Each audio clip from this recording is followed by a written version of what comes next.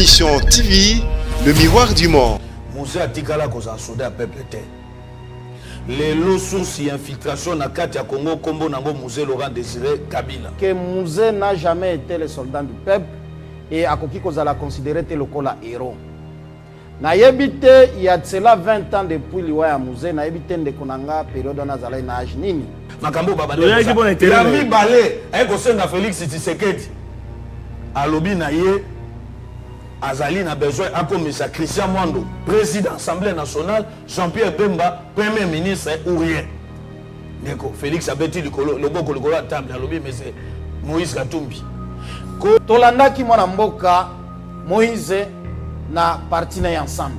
Tolandi mwana mboka Jean-Pierre Bemba na parti na ye. Vous vous souviendrez de qu'on a loba boye. Mission à liboso mwana mboka Moïse Zalaini. Aya a officialisé ma camonée à parti politique na ye. Du fait que la première étape de consultation, Azoa arrêté à parti politique, c'était déjà une victoire pour Naye.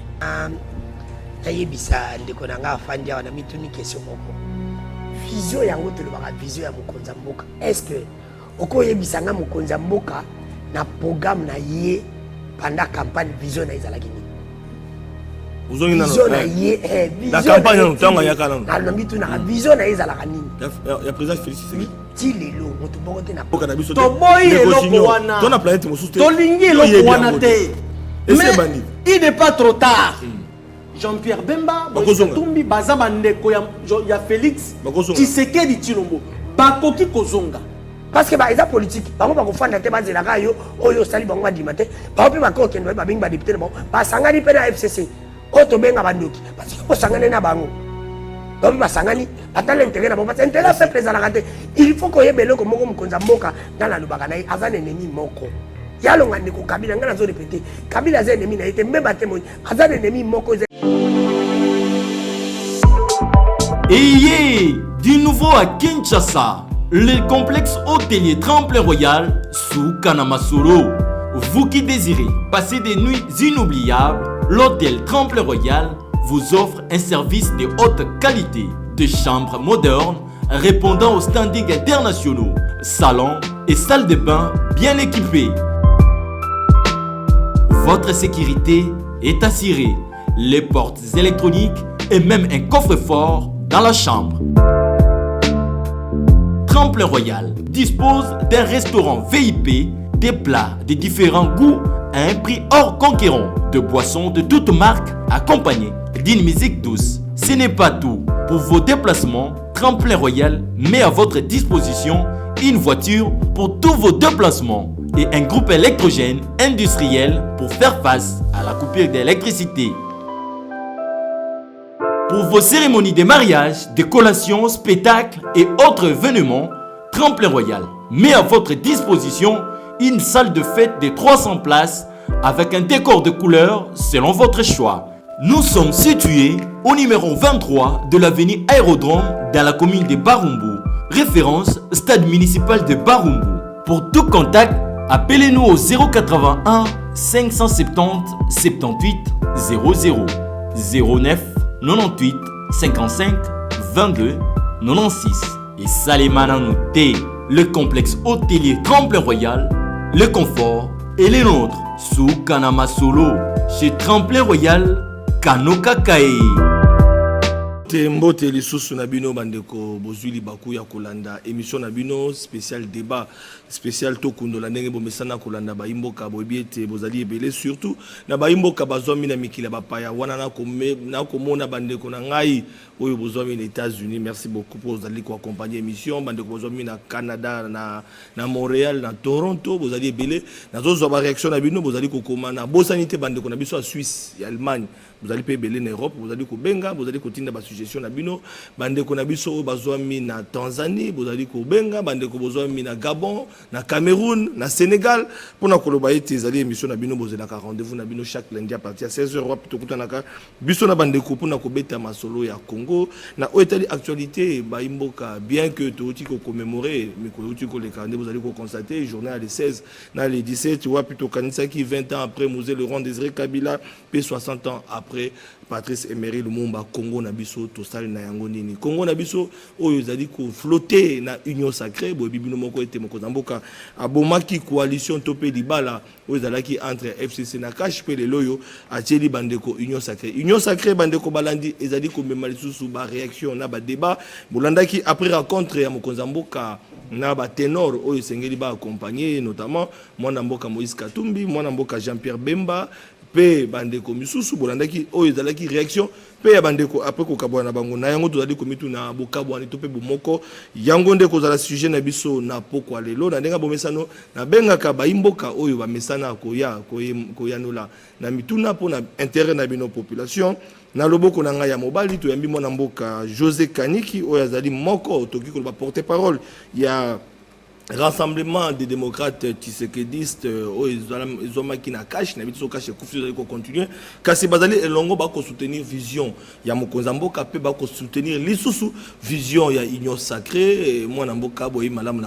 na plateau na biso ya pokwa lelo. Merci beaucoup ndeko Flavien ils aura toujours esengo ponanga ya ko zala présent na plateau ya malonga na ba contradicteur na yo ya ko tokundola na bandeko nyonso. Voilà. Et voilà, tous à RDT, toujours Rassemblement des démocrates. Oui, toujours. Oui, mon conseiller Sylvain Moutombo, le warrior. Sylvain Moutombo, Akima Micro, Nangobeta Soumassona été. Et c'est que l'émission Sylvain, c'est la Naï Awa Nathalie qui représenter RDT. Ok, RDT, côté na Sylvain Moutombo.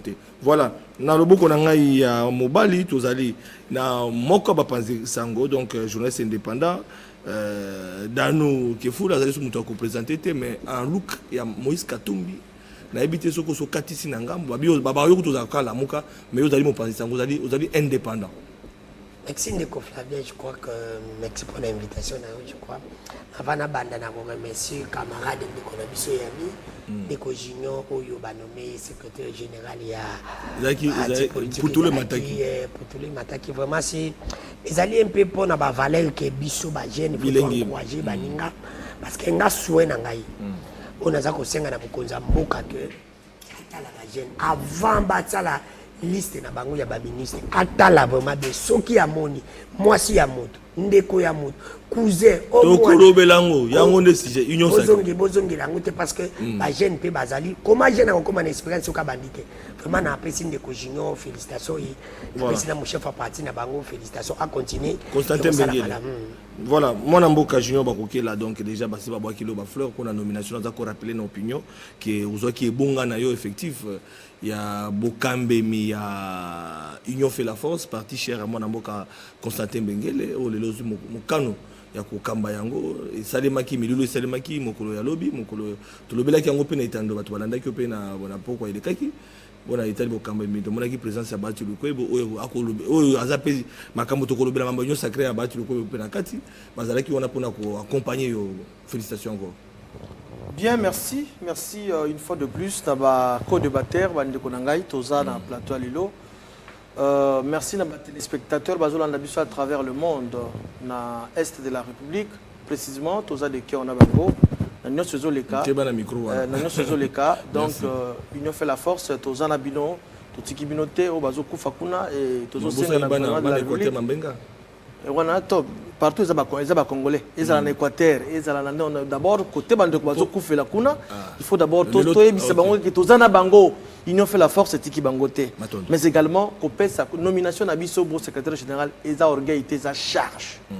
Donc, Tozo Senga, na Bandeko Nyonso, il y a parti, Batia Bisso Maboko, pour que tu relevé défi au Mokonjapesi. Maton Domingue, voilà, dans le Boko Yamobali, tous allés dans la société civile.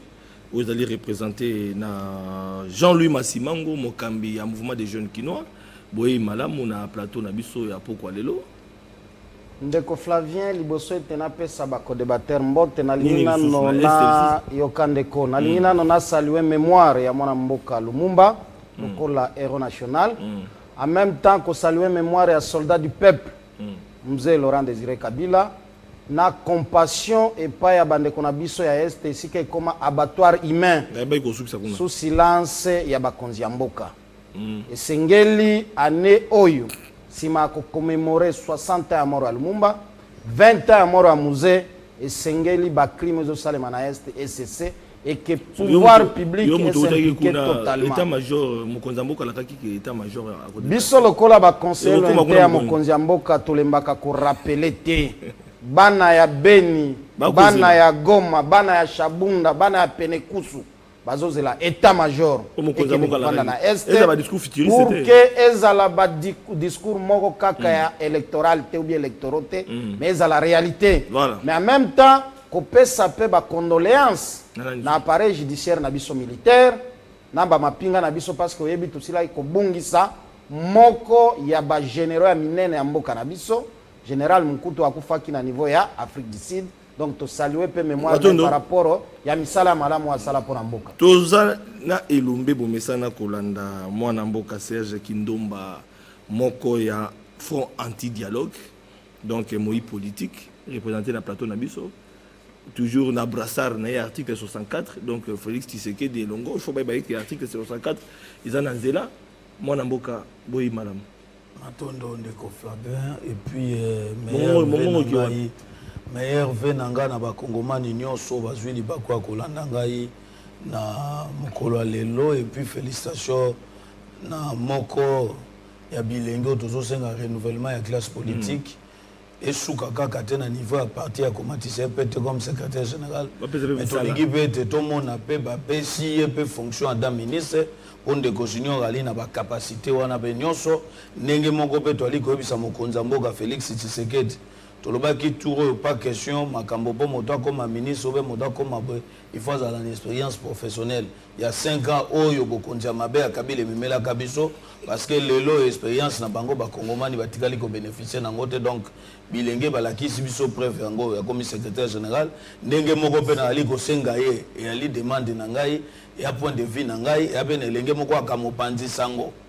Mais ce que je veux dire, na bitakuira bokeseni ali même na ndenge ya raisonnement comme elenge wana Christian Bosembe obedo sengi na mokonza mboka lelo yo 64% ba kongomani bali ko senga de ba mona ba jeune batangelo ba proposition net ndenge na lobby maître junior na lobby pe Christian Bosembe pourquoi pas aussi bandeko na ali na bango mais na lombango ndeko Jean lui a lobby eloko moko wana linga bungisa muze atikala ko za soda peuple te les lots sources et infiltration na kati ya Congo kombo nango musée Laurent Désiré Kabila histoire et kobosana kango jamais histoire ya Congo et ko pardonna ka musée jamais Bongo n'est jamais trahi comme héritage c'est lui qui a trahi la République démocratique du Congo nazolo ba sous contrôle il y a ba we nyonso ba kufa pona mboka parce que c'est musée qui nous a mené Uganda Rwanda na kati ya mboka les lots yo problème otwali nango na est alobaka yango mettre fa kombo nango musée Laurent Désiré Kabila qui est à la base na continuité ya fidèle bongwana qui peut perdre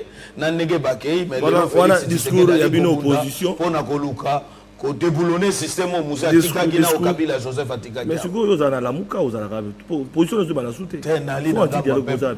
front anti-dialogue yo moko nanu po otikala na discours oyo ya kala oyo front anti-dialogue lelo yo na ko koloba biso doloba kete soki Félix Tshisekedi abisaki biso ete tokokende dialogue oyo Monseigneur Rambongo depuis alata sultane notre monnaie atikala kotanga komba Yesu asa ko be makamba politique rôle na bahamu bazokufaka wa bahamu eza perdu masoki bagana bahamu te soki akendaki na logique ya bango que ya dialogue tout autour to fanda pona koluka kopesa Kabila lisuba beki biso to boya ki yango mais ide na ye ya consultation o eboti union sacrée lelo to ali ko soutenir yango poto baka ngo mettre fa dialogue na Kabila wazaki problème à Congo et comme makaza solution na ebité ndeko de combat na bino za contre l'individu individu on pas gagner na katanga vani asa pe atiki ne makambo na atiki bino ye motage intervention bino combat lelo tina moto asa longwa na ye na boko Félix Tshisekedi aza wana combat et comment individu nani opposition na moko yo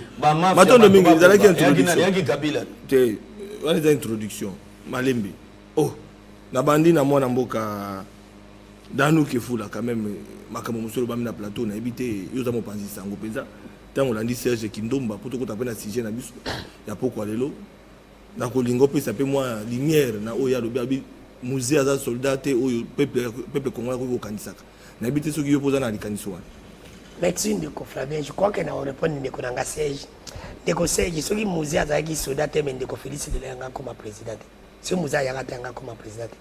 Parce que tout le babo solo, papa n'a bunda comme président. C'est grâce à Kabila Wanaye, moi Nanaye comme un candidat à l'élection, de Félix comme président. Tout le babo solo. Parce que ceux qui a là qui bangwa, il a qui bisoa. Parce qu'ils ont là qui, pendant qu'on bengana de Komubuto. Et mon cas, c'est pour te dire que non. Ils ont engagé yo menga pour n'engager c'est pour dire que Kabila est un modèle. Parce qu'il y a le bagui n'a jamais trahi le Congo. Atia. Ils ont vraiment mené dans Baxelio, to bandi sugo, ndeko José Kaniki. Lelo union sacrée. Yango na mesa. Ndeko Félix Tshisekedi bandeko balobaki yango union sacrée dans son basement juridique. Union sacrée, vision d'ango. Ce que bien montoya na cahier des charges a expliqué bateau union sacrée. Même Félix Tshisekedi le président de la République a en difficulté à expliquer bateau union sacrée. Lelo union sacrée bateau comme koya na agenda na bango. Oyoki ba obayaki ayambaki bemba ayambaki bo abima kuna sa déclaration mosusu Moïse Katumbi. Finalement union sacrée wana bébé onano azana no alibumu. O bato bako bele bazako préparer déjà ko botama na ye. E bani na noter yebisangai mbutu bandi. Bokabwanye koti. Merci beaucoup, Ndegonanga Flavien. Ngana kena gauche droite te. Yamakila. C'est-à-dire, ba o nyonso. Kumba Félix Mebili Batoa, maloba pa na yo. Ba o nyonso. Bandima basalela mboka. Basalela le peuple d'abord. O ya biso vision. Vision ya mokonzi ya mboka. Oyezali a union sacrée. Même avant même union sacrée yango. Même tant que tozaki na FCC, même tant que tozaki na opposition, la vision wana ezakaka moko. C'est-à-dire le peuple d'abord. Le peuple d'abord se résume en quoi? Ça se résume na katia état de droit. L'état de droit, c'est-à-dire makambo ezalaka respecter et tambolaka paix selon les textes. Voilà. Tout doit tourner, toutes les actions politiques. Et Sengeli est à la avantage, il y a peuple. Au fait, l'union sacrée, c'est une vision, c'est une pensée. Oyo eko sangisa, to ezo sangisa. Oyo nyonso azana volonté, ya kosala la politique autrement. Pas pour se protéger, pas pour gagner des postes et renflouer les caisses. Est-ce que vous avez un discours populiste? Pourquoi? Vision aux anines, ils ont clarté. Mais le peuple d'abord, ils ont beaucoup de nini na ozala qui na FCC cash, ils ont beaucoup de nini na régime eleki parce que l'homme au centre. Mais en réalité, maman bi pour la bako yo comment ba étudiant bourse d'alité. En réalité, ba médecin ba ko greva ka lobi ozo ko mona nenge zali ko kenda donc en réalité, bref, le peuple a se retrouvé mais na ba discours à kitoko. Manifeste en sele ya ko to le kango. Est-ce que Ndeko Félix Tshisekedi a joué un discours à Bungeta tout sur la campagne électorale union sacrée et banakate? Mais namoni oyo nyonso na koloba Ndeko Flavien yo ko boya koyo kanga. Te na ko boya te maloba ya pana. Mais voilà pourquoi na lobi na yo. Mokonzi nyonso azalaka na vision. Et à transmettre yango à travers ba acte. Bino ba ye oyo nyonso bondimi kokota na kati ya vision ana au fait bo adhérer. Tango to s'adhérer na pesa mo illustration. Tant que tu as des christianisme, tant que tu as des comme na sima par exemple ya Yesu Christo, c'est-à-dire ton dini ko sa na sima vision na ye. Oyo mo konzi Yesu alukaka ko sala pona ba oyo bandimela ka ye, ndi yango ba benga ka vision, ndi yango sens ya christianisme. Awa tozongi na politique. Tout celui qui va accepter de travailler pour l'intérêt du peuple. Parce que oyo nyonso mo konzi mboka bundi depuis 30 ans. C'était que tout tourne autour du FCC, mais il y avait des coques à jambes. Lelo tolingi, to koti, to sali moussala, pour l'intérêt à peuple congolais. Deux visions Mokozamboka. Mais Ndeko Flavien n'a pas comprendre yo. Comprendre té. N'a pas comprendre yo. N'a une deux visions Mokozamboka. Mais la meilleure des visions, c'est de travailler pour le peuple congolais. C'est de mettre les mécanismes, les institutions qui sont au bazali wana, au peuple a votaka, ba votaka bango pour nani? Pour la kosali la bangote. Ne vision ya liboso ya mokonzi ya mboka. Oyo nyonso tokosala. To ya na te pour la poste. C'est vrai que la politique poste ezalaka kaka. Mais tout se concentrer que ceux qui tozui boyete, biso toko changer. Ceux qui bo pesi biso boyete, biso toko zana binote. Non. On a élu un président de la République. c'est pour qu'il soit redevable en 2023. Il Sengeli a déjà vision en pratique. Voilà pourquoi.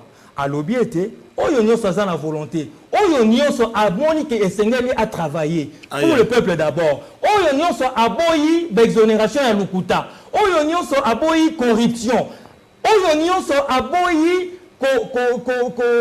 contre les droits de l'homme. Oyo a boyi makambo. Oyo yamabe. Oyo peuple a koki déploré.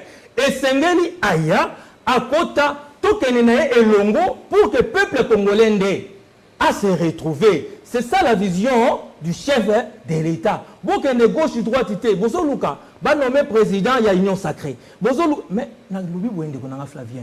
Na Kash, na Lamuka, na LCC. Ba mo union so wana, il y a cela 2 ans. Ba signaki ba mikanda. Ba kotaki, ba deraki.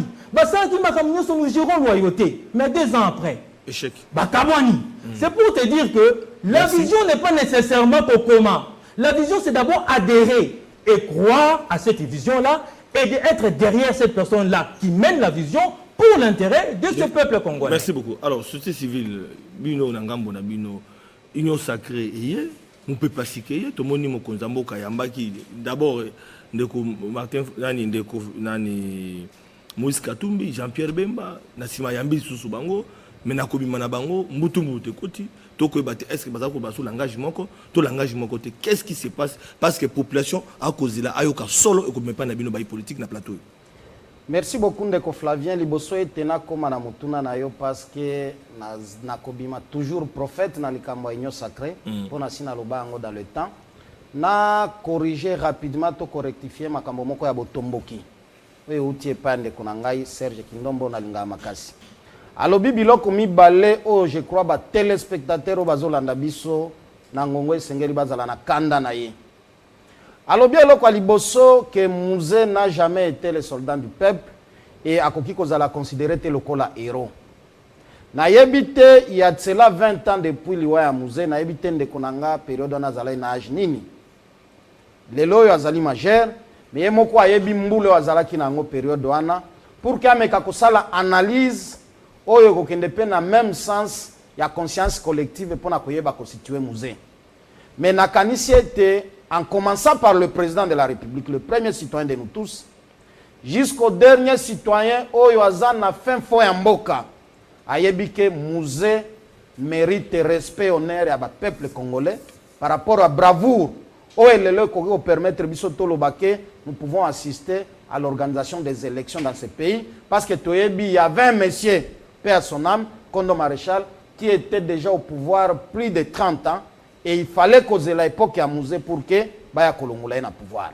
Et là, quoi, mi balé, il y a Botombo qui a lobby awa, qui touche la conscience collective et spirituelle. La bande qu'on a biso catholique. Alors, bi papa mbongo, ami benga musali anzambe, mais atika la kotanga kombo aye soutena monoko. Na yebite soki mato ina miso ya zanango, ne mato ina miso abakongomani.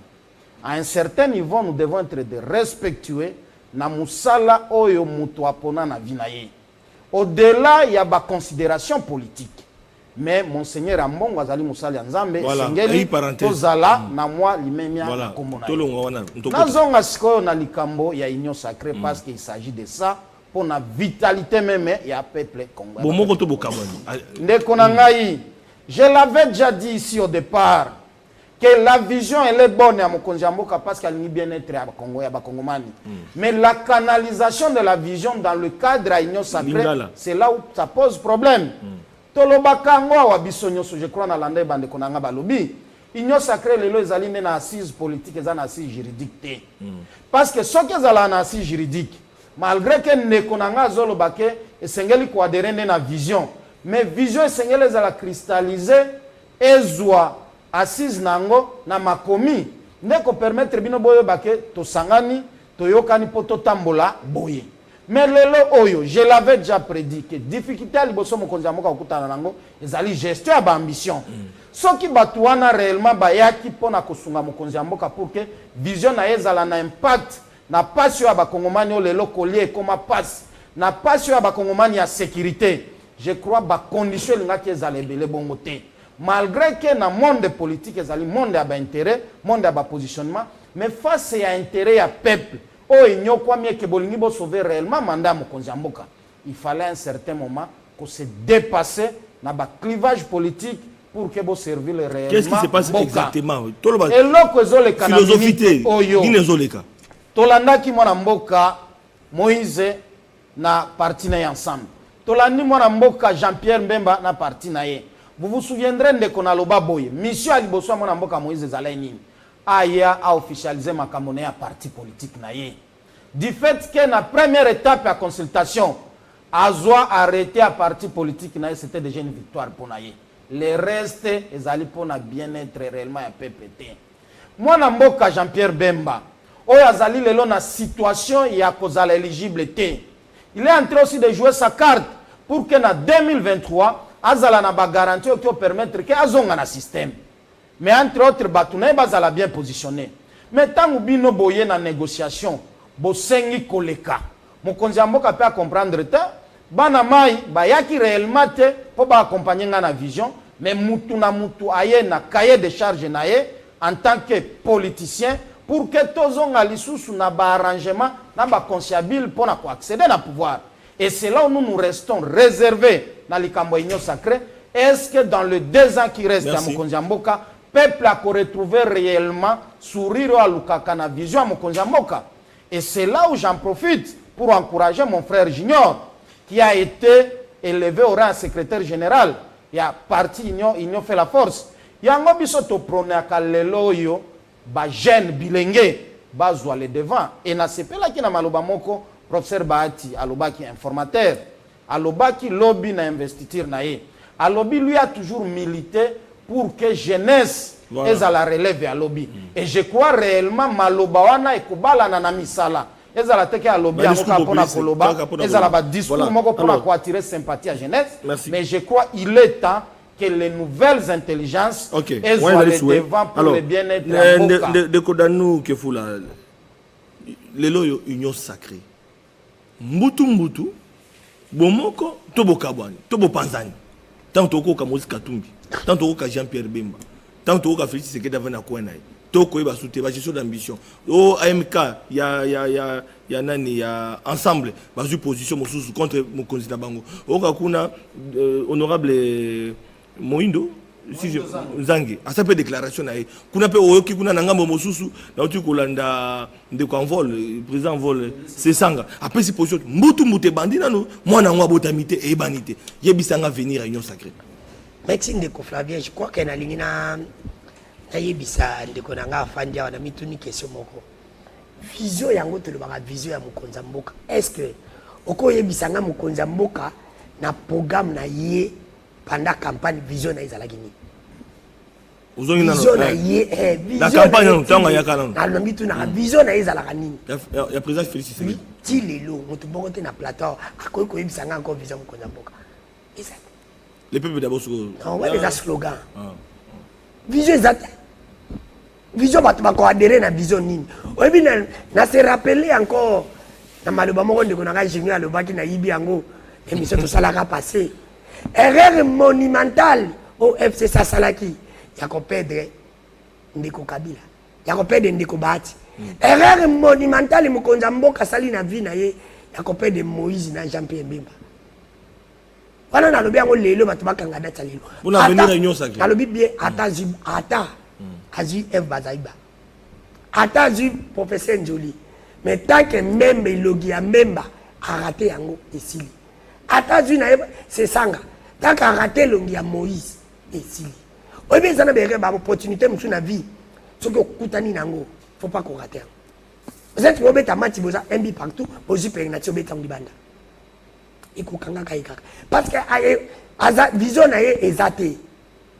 Oh ya lingaka ça la position ndeko nanga lobi abi lobi keno oui ndeko nanga ce n'est que normal bazana ambition moko te même bazana ambition za président Moïse bazana ambition par contre ya ko adhérer de loko moko eze parole évangile te o ndeko Félix abi bango faut ba adhérer te faut pas luka pe faut ba yana ba intérêt na bango donc je suis d'ambition pour poser problème mille une fois que libabe ya Congo za parce que tozana ba konjo bazana vision ya peuple te o basala ka pour intérêt ya peuple te basala ka pour intérêt et ba moni que yo obengi bango bato bazana ba biso ba koma net yo hotel bango bakaba bakal ba osani ba ondima te politicien congolais yo kaka sonité c'est normal akotika bai parce que loko leki tika na yo ezate na vie ya moto surtout ezaka na facilité pour ba chrétien te pour ba politicien on ba tika na facilité akotika na ye alors soki Moïse Katumbi akei Bemba akei donc union sacrée pour nango eza tout mais to moni ba député mais ba député bango moko ba recoupement politique ba ko okatisa ata autorité morale lobby bango ba sa rentrer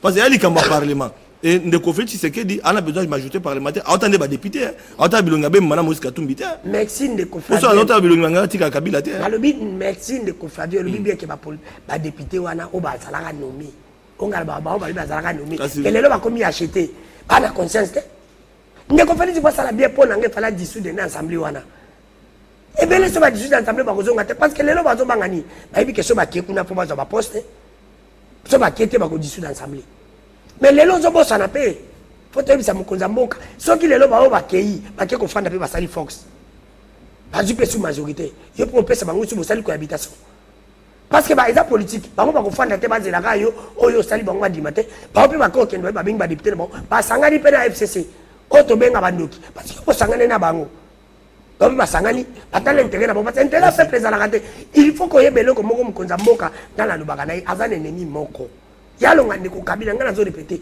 Kabila za ennemi na été même batémoin azana ennemi moko za ennemi na isa peuple il faut asala ka ennemi na SCP là mutako yoko kotela ko de ka peuple azalité asala ka peuple est-ce que dans des ans au peuple passer non so ito bande élection le ndeko Félix akozonga non so ka d'ici l'assemblée malé surtout bande élection le ndeko Félix akozonga sala le côté so qui fait oui so qui fait bande élection le lo il devait se bimara ba député belé jamais parce que parti politique là ba mu konza moko ndaza likolo. Il faut qu'on a 3 ans etikali asala malamu asala ngo pour l'intérêt na ye asala ngo pour l'intérêt ya asala pour l'intérêt peuple pour l'intérêt na yité ce qui est l'intérêt na ye de Kabila pardon de confirmer na chité de Kabila sala ki ba AAB iko kanga ilelo ye pe azu article 101 oya comme télé ma pesa ba député ba monopole article 100 ya constitution ye pas atelemeli wana ai ba pe ko kanga ina 2023 tout à tout moi sur moi et ndeko junior ba kokela. Merci. Union sacrée. Merci Ndeko Flavien, Namalobo Pessibiso. Informateur na Moussala. Oui, Abanagi Moussala n'a déjà. Mais comment conformément à la Constitution, Azan a un délai à 30 jours, renouvelable une seule fois. Ndeko Nangai Danou, Totika ba discours populiste. Population Bayo Kanga na Zoloba, Nazako critiquer régime, Nazako critiquer ceci. C'est vraiment Makambon et c'est le cas déjà. C'est déjà révolu. Mokonzi Mboka yo mona wapi Mokonzi Mboka un président de la République azala na vision te wapi. Mais c'est grave. Tous wapi quand même ba téléspectateurs na moi valeur. Parce que lobby ndeko danou a ko postuler, ba ko voter, c'est un garçon intelligent, mais totika ko luka démagogie politique on est le kuta to lingi ngo lisusu te. Donc ndeko da Mokonzi Mboka na vision. Vision les amis. Mais ça passe. La restauration véritablement d'un état de droit dans Mboka, c'est la vision. Mais comment un président de la République investit dans le pouvoir de l'Union pour le bien dans la vision? Mais c'est grave ça, c'est gravissime. Tout respecter ma condition. Affinité, mais l'analyse est un peu biaisée là. Je ne pouvais pas. Parce qu'avenir Union sacrée, après départ à Katumbi, Jean-Pierre Bemba, Lelo. Nazoya. Union sacrée ezali Bemba Kei Katumbi Kei Ndeko Flavien Union sacrée ezali plateforme T mais encore un regroupement politique T Mokonzi Mboka to lobelango chaque jour azali géniteur ya pensée ya likanis Union sacrée pour la coalition ya bonne gouvernance c'est clair comme de l'eau claire mais aussi dans un verre clair. Tout le monde a la langue nini. Mais l'animateur peut besoin faut la claire comme de l'eau claire dans un verre clair. Là le qui mongo ponde ko na loi comme l'animateur o ba kozala wana. O ba ko pese majorité mutu ba. Yango bande ko gestion d'ambition. O ba na union. Na ba cahier de charge. J'arrive. Parce que le bien comment est agréable. Pesa eta na ngata. Anga ba sele mo. Les géniteurs union sacrée. Azali héritier à union sacrée. Parce que union sacrée banda banda kala. Ngana kasanga ngo ba sele mo suso yo contredire na maloba na tuna. La protéger au Nazoki pas le junior. 18 ans, quand t'entends antenne, inutilement, au lobby et l'autre côté. N'a rien dit. Ok. En fait, bateau, comme quoi il est sacré pour notre ambition. Voilà. Pas signer un document, c'est cela. Nous devons accompagner l'idée à chef de l'État. C'est Bengi Bandekoto Sangana pour la gestion, coalition, la bonne gouvernance. Mais tout est comme un cahier des charges. Cahier des charges, on a une ambition qui est un poste. Hôtel. Parce que bitou mabandi yo ebi ba politicien mboka na biso. To boy eloko wana. Ton a planète mo souste. To lingi eloko wana te. Mais il n'est pas trop tard. Jean-Pierre Bemba, Tumbi, Baza Bandeko, ya Félix, Tshisekedi Tshilombo, Bakoki Kozonga. Pour Bayokana, parce que nous avons besoin de Bangonio se base à l'ensemble pour que Moka ait avancé. Tolingi Bato Bazolinga Batia allumette na essence non, nous avons la chance d'avoir un président Oyo Ayoka. Ça va. Ayoka peuple. Et donc, c'est tout à fait normal. Moïse Katumbi, Azala un peu, na moi, mais tant que Moïse Katumbi Azolo Baké a préféré naïe, tant etikali asangana nande ko Kabila que asangana na Félix. Ngai na ko affirmer le Konga na yoki angote. Ezolubama. Ezole ka travers ba selon certaines sources. Ce que ça vrai. Réseaux sociaux. Ce que ça vrai. Ça vrai parce que je suis juriste et un juriste sérieux. Na ko affirmer le Konga na moni Moïse Katumbi na micro. Au moins baza d'accord. Tant que na moni angote na eza nango ba biloko moko sans valeur. OK, et donc il n'est pas tard. Moïse Katumbi, tout comme Jean-Pierre Bemba, Bakou Trana frère na bango, Félix Tshisekedi, pour que ba harmoniser token de liboso, c'est le peuple qui va gagner. Merci beaucoup. Voilà. Ndeko c'est qui nomba. Na moni côté wana benza union sacrée monté mais ko beta.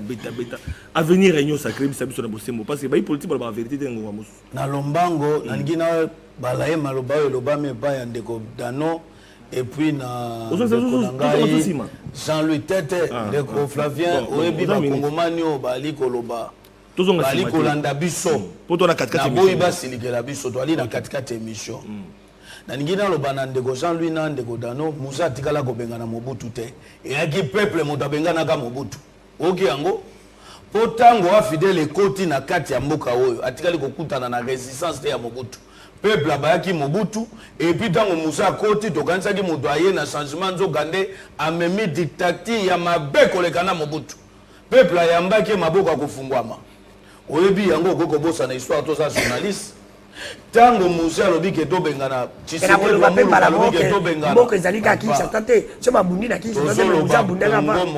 Oui alors yo le pas afidèle atigali ko bunda. Oyebi yango bien spécialité à régime fidèle ba kumbaki bango yango ya li spécialité ya nini ya bato do benga infiltration so do bido lo bango makamusu na koloba ta musu ba ko censurer yango ba kolinga te na loba donc za conscient yebi yango ke musu te akoti même tango Tshisekedi da yebise futani bato ye na bango misolo bazonge pa na bango moto libosa ko sani ko tinda mu Tshisekedi na kabeka mongeza nani ye après ye moko eko comprendre ete bateau Tshisekedi makamba lobaki ali na réseau sengeli ba Rwandais bakeni nana sa chazaka na ba Rwandais c'est un peuple congolais na Kinshasa même na Kisanga merci pour notre soldat yango moninga na lobi etumba nanga akufela mboka te akufaki pona ba intérêt na ye ba faire ya bande ko à la longue to ko créer dynamisme ko senga ke to kundola même nzoto desika ba chango na palais de la nation ba kundango esika mosusu parce que kuni ali palais de la nation ya akufaki na palais de mabo na katanda ko na ye na makambo lobami ya wandeko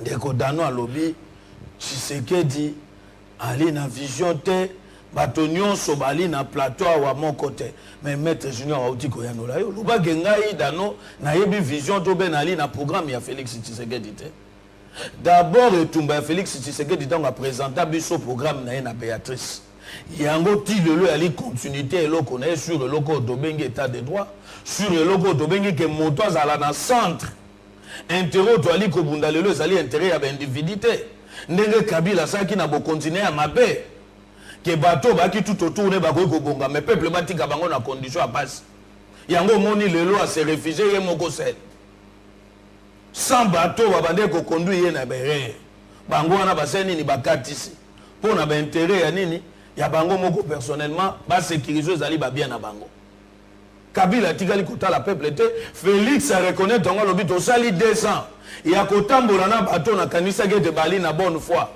nzokande bali bato oyo motema na bango etaka direction mosusu etaka direction babengi kombo peuple te nde azwi likanisi ya kocreye eloko oyo babengi consultation nationale. Après consultation nationale asangisi course nyonso tu ya bakongomani eloko oyo Kabila tikala kosala te. Félix ayoki meme mama ya ndunda likanisi no mpo na Kongo ya linini balobi na eboma libala FCC kasi balobi na ekabwana na Kabila mpo Kabila lile mali ya Kongo soko osangani na Kabila yeba eke yo mpe okokoma mbuma mabe mpo na mboka wa Kongo. Félix alobi te esengeli nalanda nzela ya peuple nde aye kobimisa likanisi na zongi tango maître Jean-Louis alobi ke Félix azali fui ya union sacrée. Oui wana ozoloba na tango ya Tshisekedi ya papa mais lelo vision oyo ya l'union sacrée na vision union sacrée ezali état de droit na vision union sacrée peuple ayo kanzendo soko de la vision te mutuna population te dans notre na question abi vision ezate boza na plateau bino na bino yango na zongisi mutuna dans le pana balakisi ya wa makambo de la malobi ndeko to apesi makanisi contraire na ye assimile mbala moko za mutu akabila na journaliste wa olandela makambo ba intervention ya chaki mutu olingo la tsepe kazaka kabila e pano bakoki kopesa makanisi contraire na ya yote ndeko yano la protéger yo kana loba na ndeko conception au Félix ali na ngo ya union sacrée et ali akoluka kobimisa mboko esika Kabila kundaki yango esiko batia ki bisoke kongomani akoki kobonga te na mboka na ye mama ya ndunda tikala na condition ali nango mama atekaka ndembi vine ekoki kochanger te mpo na nini na Félix na bato bali ba député bango tu bali bana misala ya population mais siko yango moni logique ya Félix akita kiti na mama ndunda yango na logique kapona ko bisabango union sacrée za wana ko boma Kabila yakini ni tango Kabila OK Kabila za soute union sacrée na ye Kabila za soute union sacrée yango wana abandi masolo kota na union sacrée yo za na ba histoire ya kala ko Flavin union sacrée tikana sa logique parce que na ko koloba boete ça histoire quand même bon rappelez parce que les passé puis na bango na présent ah tokota na présent ya lelo ya voilà. Tshisekedi ya linini a reconnaître que yango lobi oui a sali 2 ans il faut ko betele maboko ali mobali ya ko reconnaître et a échoué qui a échoué dans 2 ans na gouvernement FCC na cash siko gouvernement union sacrée siko yo gouvernement ya union sacrée motuna sengeli koloba est-ce que peuple a quoi na gouvernement union sacrée motuna na ngai po ba animateur o ba kokuta na ndeko Félix Yambaki Moïse Katumbi Yambaki Jean-Pierre Bemba bande ko kolanda abo kabwani Bemba Longwe Katumbi Longwe avenir union sacrée ya nola siko na ya nola yo avenir ya union sacrée kombo nango ezali peuple congolais ezali ba individu te et ali Katumbi te yoka ndeko Flavien tika nina sisa de otuninga makambo etali Katumbi na kozongisa ne Katumbi avant hier pour la dernière fois au Gozalao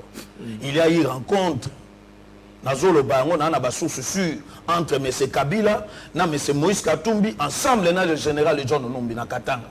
C'est connu de tout. Il rencontre Bakatangé. Yokana lobana yo. Avant Katumbi a sangisa tous les élus à Grand Katanga. Envoyé spécial, non, Bali Batotobo. Envoyé spécial, il y a M. Kabila et qui se foutimo Kabila Kabila comme ministère Yamin. Kaboulou. Tant le bamoni de Soki John Numbi a lobia bima en étant général. Et que ça union sacrée. Et c'est quel côté de la tozonga na union sacrée. On dit que Kim l'union sacrée dans ce Congolais te Moïse Katumbi déjà bandakala a joué à Kazeya FCC dans la minute Kabila ali affaibli et c'est quel ça ni na pesa Kabila maboko makasi. Tant voyez pas Mokonza Mboka Moïse Katumbi a sengi Félix Tshisekedi de biloko. Oh Félix alobi tete. Eloko wana ba kongomani bakoboya ngoya liboso zanini.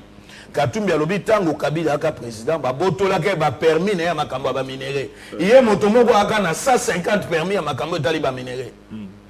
Deuxième eloko ya senga alobi ke bazongi sele ba permis wana. Atikala nango 40 sur 150. Bokonza Kabila nko bakanga ke lokwa ba yebaki makambo ba bande. Ya mi balé ay ko senga Félix Tshisekedi. Alobi na ye Azali n'a besoin à Christian Mwando, président de l'Assemblée nationale, Jean-Pierre Bemba, premier ministre ou rien. D'accord, Félix a bêti le boko le à table, mais c'est Moïse Katumbi. Comment on a mon akabato ba présenter Kayo, c'est comme ça un moto lingaka Congo. Nzokande na kati na yo, intero ya yo ba permis na makameta li minéré na primati. Le problème de Bemba c'est quoi? Bemba réclame son argent. Donc, la vision, 7 millions donc, vision le peuple d'abord. Vision le peuple d'abord. Et Sengeli ko bisa ba Congomani ete bato wana mi balé et ali association ya bato bazo luka ba intérêt na bango. N'a rien à voir ya koloba non de ko faveur pour Soukisa. Les loyaux ba Congolais nyonso do sa confiance na ndeko Félix Tshisekedi. Union sacrée cahier de charges nango kombo nango Congo. Cahier de charges ya union sacrée tozangi lotiliki, tozangi mai insécurité na est. Social et la priorité, il y a union sacrée, pas question d'intérêt, il y a individu et puis dans le renouvellement, il y a classe politique dans le prochain gouvernement. Ndeko Kaniki 2000 parce que on s'est aussi une parce que ma combat pour baiser belé tellement qu'il a plus de maloba 2 minutes, beaucoup qui n'a pas 4-5 minutes, moi on katabino pénalité parce que opinion publique ba ko na bino, mamoloza motuya. Motuna na ngango parce que on a dit pe érosion le bawa gestion d'ambition zo kabola bato.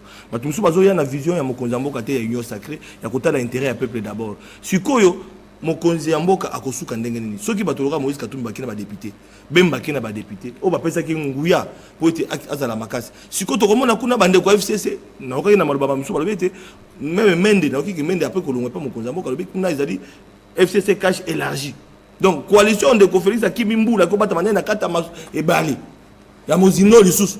Merci. Soki lelo bande ko na ba pimelie maboko akoluka azala na majorité o ndeko kabila zanango échappé à la promesse. Merci Ndeko Nalombango. Dans 2 minutes. Plus confusionniste que Dalo, tu meurs.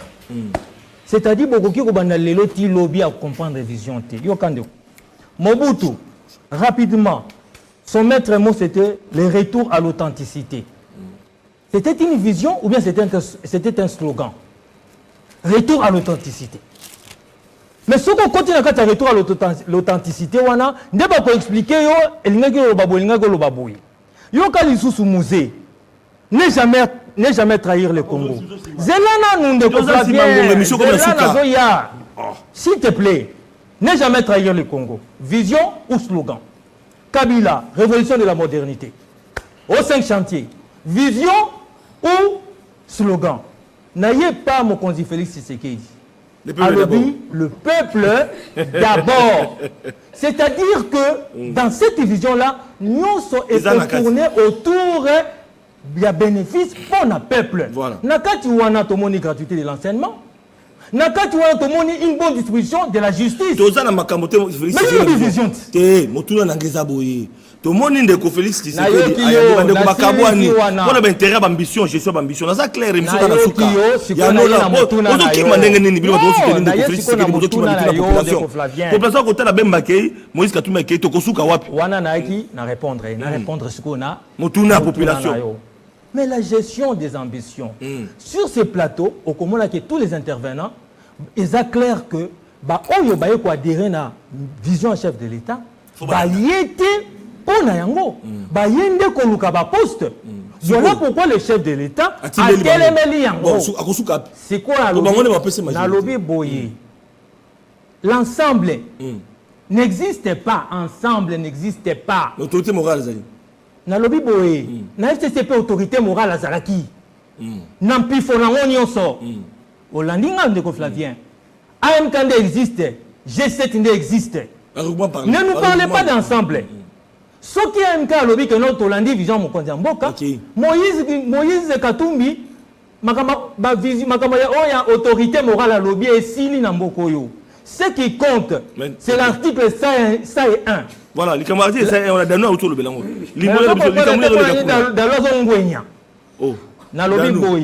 C'est-à-dire que l'article 101, c'est-à-dire on a besoin des députés au sein de cette assemblée-là. L'assemblée là, on est communiste, majorité parlementaire, voilà. Premier ministre.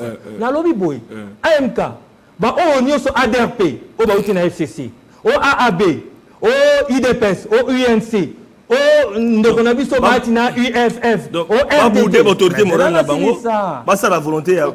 C'est là ça, le mandat des députés est non impératif. Quand un mandat de député est non impératif, c'est-à-dire les députés votent en âme et conscience. Ok. Jean-Louis.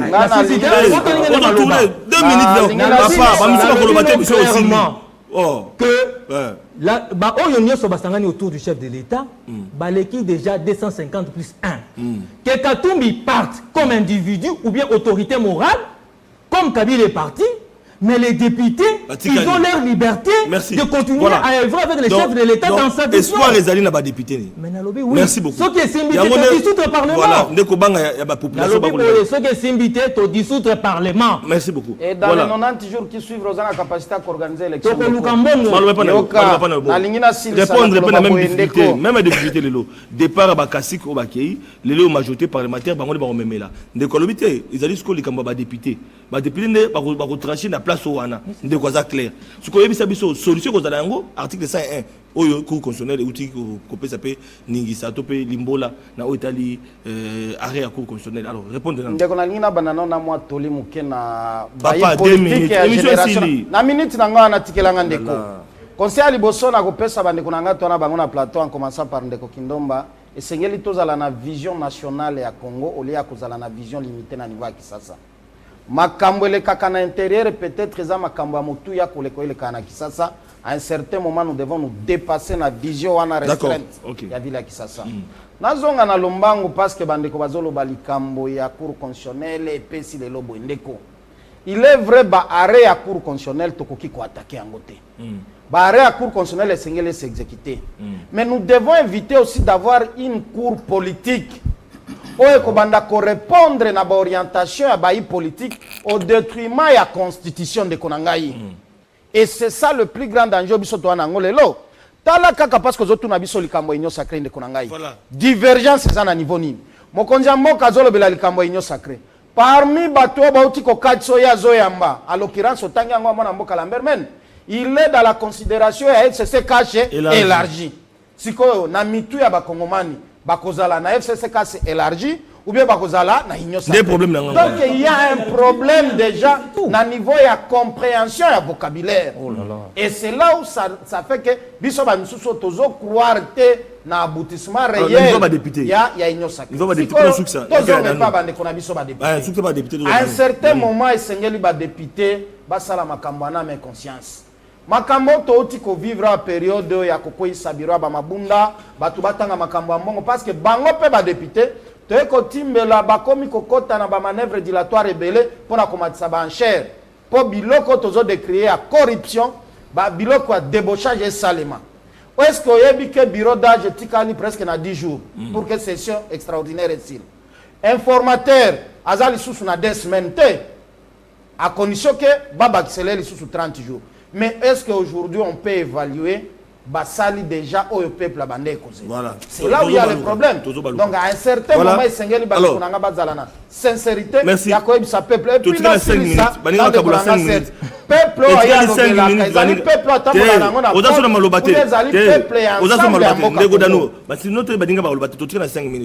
peuple difficulté za wana oso comprendre ngo tokina post population to landa peyo les loyo ndeko Félix Osani ndeko il faut compter na ba député ba recoupement article 101 bon tout ça ici a sorti il y a ndeko Félix c'est qu'il pour réussir les années merci ndeko Flavien pour ndeko Félix a réussi na pesa na solution face à la au peuple alingi peuple sengaka ne belete azoka ma social la peuple a travaillé na bozo batende ndeko Kabila a travaillé peu mais bien non ndeko nanga s'il te plaît oboyi bisinga makaba vision oboyi bisinga olibike vision oh le peuple d'abord sa vision ndeko nanga oui le peuple d'abord beta des droits ndeko nanga Serge Kindomba okota la caméra no ba lelo na Congo olibike état de deux ali état de droit des caméras kokanga makanga na prison état de droit ali état de deux ali caméra na biso état de deux ali ndeko nanga oui mais ndeko olibike lelo na comprendre que non biso ba bino ba politique ya Congo ozana bosolo parce que non ngala za politique té vrai état de droit pour répondre à bien-être social et à peuple. Donc est-ce que c'est ça est-ce que état de droit le peuple le bien-être de la population. Est-ce que vous comptez la caméra le que peuple na des ans de Félix a sali peuple à ce pays. Mais reconnaître ce qu'il y a. Est-ce que la vie qu'on reconnaît que solution solution na lobi a travailler peu mais bien. Ce qui le long de konanga bi ba député oh de konanga. On le ba député na biso, ce ba député ya solo na bo solo ya peuple. Fait pas de conflit on Jimmy. Je suis des bisous to bande à l'élection. Papa oui, parce que yo kana zo bisou. Ici en crise. Oui, pas de sortie à l'élection. A député le contre ma député à Bosolo. Oh bino bo bi bazala ki nommé. Bazali ko banga ne ko zonga ba chômeur. po ba yebi ebele peke ba votaki bango te so ba 18 d'assemblée ba kozonga te mais soki pe ba lebi 18 d'assemblée ndeko Félix à cause zeti mutu bo bundela bi bando betana ko fabi keno yo bete ba baka banda ndeko Félix ayebi ke so ba bandela élection à cause pe majorité te mazo bangi sande ba député parce que yebi ba député ba na position faiblesse il faut que ba solo ba yebi keno bazala ki nommé yango wana mokonzi mboka aloba déjà il a été humilié. Oui. Est-ce que on était que comme kokota na deuxième phase d'humiliation? Nalobi bien. Comportement le monde de Moïse nande est-ce que ndeko Félix soki ya solo aza kosala soki ya solo aza sûr que lelo yo soki a dissous d'assemblée. Merci. Le parti politique les ont député belé pour n'angande kodanu a dissous. Abi ka ozoate bazo bangi ça parce que abi que bazaki nommé bazo banga ba ko peuple aye ba keno intérêt na ezali wana te peuple azo fort Congo aye ba na 2023 atala banani ezali que ndeko dalu local kana TV ndeko jino ndeko ceux qui ne vont voter bango te atala mutu nani merci beaucoup l'homme qu'il faut à la place ndeko Serge Kilumba pour ça ici a sorti sur Kozanine pour nous donc Katumbi bakei elike pas député bon après mais elike pas député mais majorité ko les mandeko FCC il faut toyer bango pe oui ba o ba ye ça dit ceux qui Katumbi akei na moi o ba kokende pour doyo ki na partir ba recoupement ba supe ba bo kokina kata ba recoupement ça pose un problème attends tobi ba recoupement à compter ba recoupement parce que Katumbi ata lobby à côté ba roto ça recoupement na kata recoupement ba député zo pe ba d'accord te c'est encore une crise à kosuki là wapi ya liboso loko na ngina ebisa loko moko na Katumbi na Bemba Félix ali na ba congolais te o azali na pouvoir de Nzambe to ko créer ba congolais asika donc a ko travailler kaka na ba kongomani o ya kuti o ndenge to ali boye to ali ba kongomani ya kala mutu nyonso azali na passé na ye ali na présent et bien azota le logo azali fiti de 1 de 2 ensemble et ali eloko Katumbi asomba yango za parti ya Pierre Lumbi o ti le loba na Pierre Lumbi bali ko réclamer parti na bango soko yebi yango te. Troisième eloko na ngina lobano. Et puis modèle obino bo présentaka Katumbi. Katumbi c'est un leader mineur. Lelo yo kabula botola leadership. En étant gouverneur à sali 12 ans na Katanga atigata CST et assemblée provinciale na kati ya Katanga yena tata na kyungu. Est-ce que batona bali ba modèle lelo ke toko ko fanda na plateau tozolo bakeno loko Katumbi alite Congo gagner nini na gestion Katumbi. Alors ici c'est quoi sorti Félix Assani. Ici a sorti ba député to bengi bango ali face ya conscience na bango. Voilà. Face ya o tozo benga intérêt national Kombo nango Congo. Félix Tshisekedi a une gestion d'ambition ba député. Ndeko on a besoin majorité. Tozo besoin majorité on peut sa bisoni. Ndeko Flavien kangé loko nazolo bana yo. Félix a la même philosophie na Kabila ya ko parrainer ça que non ambition Félix union sacrée ya Félix Tshisekedi o ali nango lelo carte na na lobi na yo cahier de charges ya union sacrée Kombo nango ali Congolo azosanga kuwa wana ye est-ce que ba député oyo bazali wana na lobi basala député yango wana Félix alobi qui est to réfléchir ngeni tokotika bango na condition telle na ba député oka pasaki na 2 ans wana ba député ngoka bango na ndeko Flavien na biso ba règlement parlementaire ka lobi d'abord na ebisa yo ba animateur ka bango Katumbi akana député te yebisanga député Katumbi ali nani MK ezali autorité morale. Non, mais ndeko Flavien. Est-ce que Batou faut pas ndeko Félix kwanza autorité morale na bango to bala c'est bon. Voix issue de sortie. Merci. Tout ce c'est déjà ngonga. Nakoyebisa na ndeko na ngai Danu. Ndeko na ngai Jean-Louis Massimangu parce que j'estime que bazana ba position bazaba hybride. Position ezoye banate ba chauve-souris tantôt na ba itando isusu bazo komisa union sacrée na ba itando isusu bazo komisa FCC côté mususu pro lamuka mais finalement nazo komisa bango te baza lamuka ça dépasse sujet du jour la partie politique côté peuple oui deuxième élément ya précision ndenge ndeko nanga Kindomba oti koloba ensemble pour la République n'a même pas un député. C'est un parti nouvellement créé. Donc, il y a de cela 3 mois ou 2 mois. Autres agréments. Donc, le parti bazar composé au bazar pro Katumbi, notamment AMK, MS, G7. Donc, bazar na autonomie à fonctionnement. Et puis, bah, député au Bazala qui est li, ou Bazala qui est li, pour na, bah, autorité morale, ce temps-là est déjà révolu. C'est déjà révolu. Nous demandons à ce que Bazala qui est li, pour na compte, il y a peuple congolais. Va servir peuple. Yango Moni. Donc mon conseil si Kaya Félix Tshisekedi des alliés politiciens, aux à la député, aux à la ministre, aux à mon Moussala ya peuple, aux à mon Gamba ya peuple, ndenge président Félix Alobaka. Merci. Bazoba galanté que non vous êtes au service du peuple. Yango tozo senga na bango boy. Yango nazo soukisa. En disant ceci, nazo soukisa en disant ceci. Le député au Bozala qui est élu pour le peuple pour rejoindre l'union sacrée.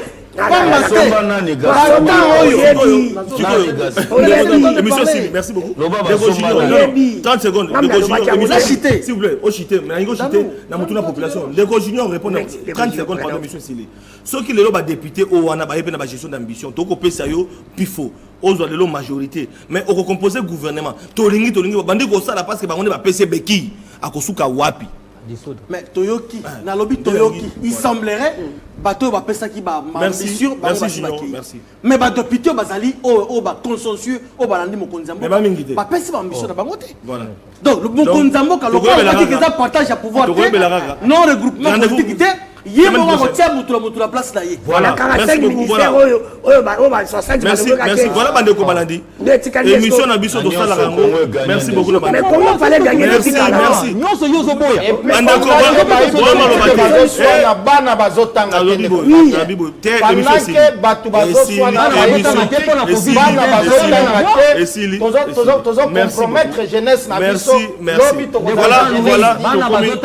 S'il vous plaît.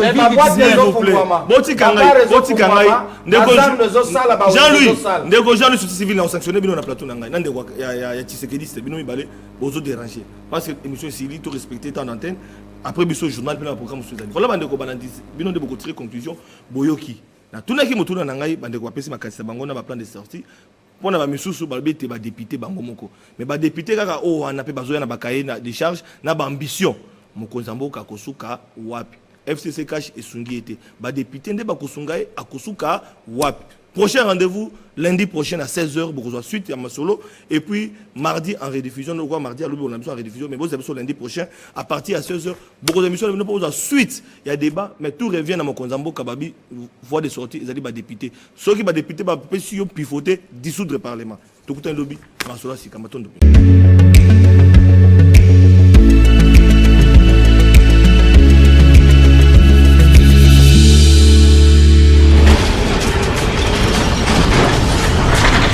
Ma mission TV, le miroir du monde.